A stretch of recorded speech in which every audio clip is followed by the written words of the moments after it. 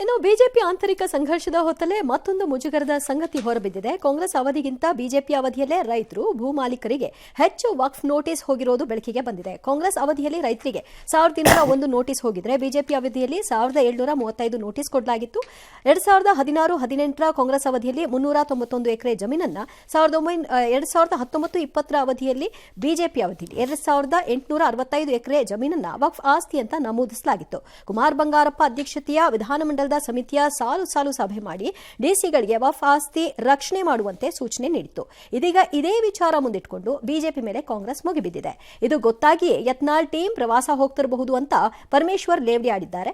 ಬಿಜೆಪಿಯ ಇನ್ನಷ್ಟು ದಾಖಲೆ ಬಿಚ್ಚಿಡುವ ಸುಳಿವನ್ನ ಡಿಸಿಎಂ ಕೊಟ್ಟಿದ್ದಾರೆ. ಆದರೆ ನಾವು ಹ್ಯಾರಿಸ್ ತನ್ವೀರ್ ಸೇರಿದಂತೆ ಹಲವು ಕಾಂಗ್ರೆಸ್ಸಿಗರಿಗೆ ನೋಟಿಸ್ ಕೊಟ್ಟಿದ್ವಿ ಅಂತ ಕುಮಾರ್ ಬಂಗಾರಪ್ಪ ಹೇಳ್ಕೊಂಡಿದ್ದಾರೆ.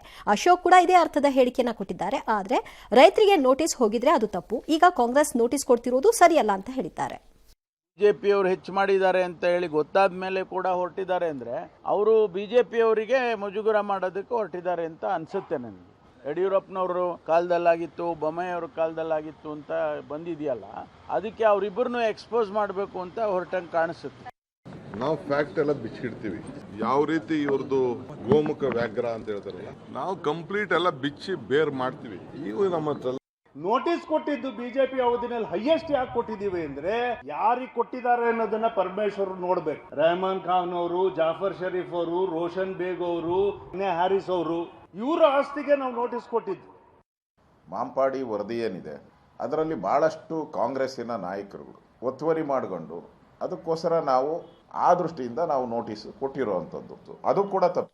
ಒಂದ್ ಕೊಟ್ರು 1000 ಕೊಟ್ರು ಅವ್ರು ಮಾಡಿದ್ರು ಅಂತ ಹೇಳೋದು ಸೂಕ್ತ ನನಗೆ ಅರ್ಥ ಆಗ್ತಿಲ್ಲ. ಇಲ್ಲಿ ಅವ್ರು ನೋಟಿಸ್ ಕೊಟ್ಟರು, ಇವ್ರು ನೋಟಿಸ್ ಕೊಟ್ಟರು, ಇದು ಸೇಮ್ ಆರ್ಗ್ಯುಮೆಂಟ್. ನೀನು ಲೂಟಿ ಹೊಡೆದೆ, ನಾನು ಲೂಟಿ ಹೊಡಿತೀನಿ, ನೀನು ಮರ್ಡರ್ ಮಾಡಿದೆ, ನಾನು ಮರ್ಡರ್ ಮಾಡ್ತೀನಿ, ನಿನ್ನ ಅವಧಿಯಲ್ಲಿ ಆಯಿತು, ನನ್ನ ನಿಮ್ಮ ಹಾಳಾಗೋಗ್ಲಿ ಮನೆಗಳೆಲ್ಲಾರ್ದು. Point is simple. ಕಾಂಗ್ರೆಸ್ಸಿನ ಬಿ ಜೆ ಪಿ ಅವಧಿಯಲ್ಲಿ ಕೊಟ್ಟಿದ್ದಾರೆ ಅಂತ ಇಟ್ಕೊಳ್ಳಿ, fair, okay. B J P ಅವಧಿಯಲ್ಲಿ ಕೊಟ್ಟಿರುವುದು ಸರಿ ಇದೆ. ಈಗ ನಾವು ಅದಕ್ಕೆ ಕೊಡ್ತಾ ಇದ್ದೀವಿ ಅಂತ ಹಂಗಾರೆ ಕಾಂಗ್ರೆಸ್ನವ್ರು ಹೇಳಿ, ಹೇಳಿ. ಇಲ್ಲ ಅನ್ನೋದಿದ್ರೆ ಅವನು ಮಾಡಿದ್ದಲ್ಲ, ಅವ್ರ ತಾತ ಮಾಡಿದ್ರು ತಪ್ಪೆ, ಅದನ್ನ ಹೇಳಿ. ಯಾವ್ದಾದ್ರು ಒಂದಕ್ಕೆ ಬನ್ನಿ ತೀರ್ಮಾನಕ್ಕೆ. ಅದನ್ನ ಬಿಟ್ಟು ಬರೀ ಈ ಬುರುಡೆ ಮಾತಾಡಬೇಡಿ ನಮ್ಮ ಹತ್ರ ಬಂದು ವಕ್ಫ್ ವಿಚಾರದಲ್ಲಿ. ಎರಡನೇದು, ವಕ್ಫ್ ವಿಚಾರದಲ್ಲಿ ವೈಯಕ್ತಿಕ ವ್ಯಕ್ತಿಗಳ ಆಸ್ತಿ, ಲೈಕ್ ಯಾರ ಪೊಲಿಟಿಕಲ್ ಲೀಡರ್ಸ್ ಎಲ್ಲ ಹೇಳ್ತಿದ್ರಲ್ಲ, ಅದು ಈಗ ಯಾವುದೋ 70 ವರ್ಷ 60 ವರ್ಷ 100 ವರ್ಷದಿಂದ ಆಸ್ತಿ ಮಾಡ್ಕೊಂಬಂದಿರೋರ್ದು ಜಮೀನುಗಳಿಗೆ ನೀವು ಲಾಚ್ ಕೊಟ್ಟರು ಹೇಳಿ. ಕಾಂಗ್ರೆಸ್ಸಲ್ಲಿ ಇಲ್ಲ, ಸರಿ ಇದೆ, ಅದು ಆ ರೈತನಿಗೆ ಅದು ಬರ್ಕೂಡ್ದು. ಆ ದೇವಸ್ಥಾನ ಹೌದು ವಕ್ಫ್, ಹೇಳಿ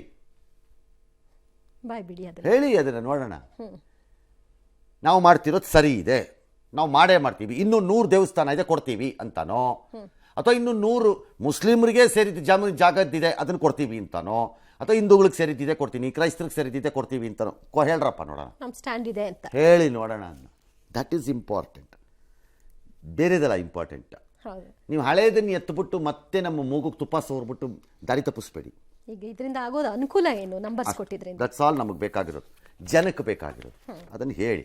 ಇಲ್ಲಿದ್ರೆ ನೋಡೋಣ ಆಮೇಲೆ.